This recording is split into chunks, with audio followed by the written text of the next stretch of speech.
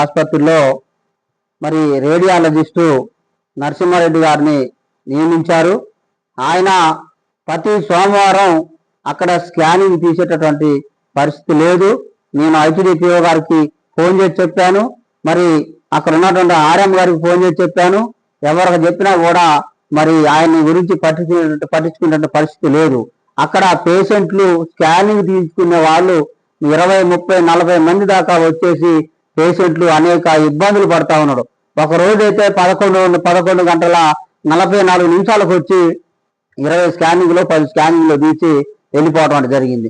అయితే పొద్దున 10:30కు వచ్చి 2 గంటల దాకా మరి డ్యూటీలో ఉండాల్సినటువంటి డాక్టర్ మరి ఇది అది అని చెప్పేసి అని సొంత హాస్పిటల్లో పనిచేసుకుంటూ ఇక్కడ పనిచేయట్లేదని చెప్పేసి అని మేము అధికారులకు కూడా తెలియజేయడం జరిగింది.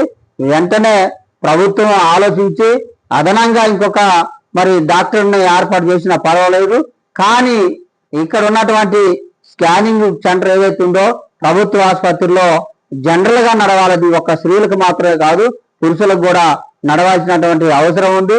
4 రాష్ట్రాల మధ్య ఉన్నటువంటి ఆసుపత్రికి ఇటువంటి సౌకర్యం లేకపోతే మరి ఇక్కడ ఉన్నటువంటి ప్రజలు ఇబ్బంది పడతారు. వెంటనే ఆ డాక్టర్ గురించి ఆలోచించి మరి హెచ్డిపిఓ గారు, జిల్లా కలెక్టర్ గారు తక్షణమే కంటిన్యూగా 10:30 నుంచి 2 గంటల వరకు స్కానింగ్ తీసేటటువంటి డాక్టర్ ఎవరైతే ఉన్నారో డాక్టర్ నియమించాలని చెప్పేసి సిపిఎంఎల్ మాస్టర్ పార్టీగా డిమాండ్ చేస్తా ఉన్నాం. ఆడకు వచ్చినటువంటి పేషెంట్లు ఎవరైతే ఉన్నారో వాళ్ళని మరి ఒక 10 మందిని 20 మందిని తీసి మిగతా వాళ్ళనే రేపు రమ్మని చెప్పి పంపించేటటువంటి పరిస్థితి ఉంది. అట్లా చెప్పితే ఏమవుతుందంటే ఆయన సొంత హాస్పిటల్ కూడా పోయి తీర్చుకునేటటువంటి వాళ్ళు ఉన్నారు.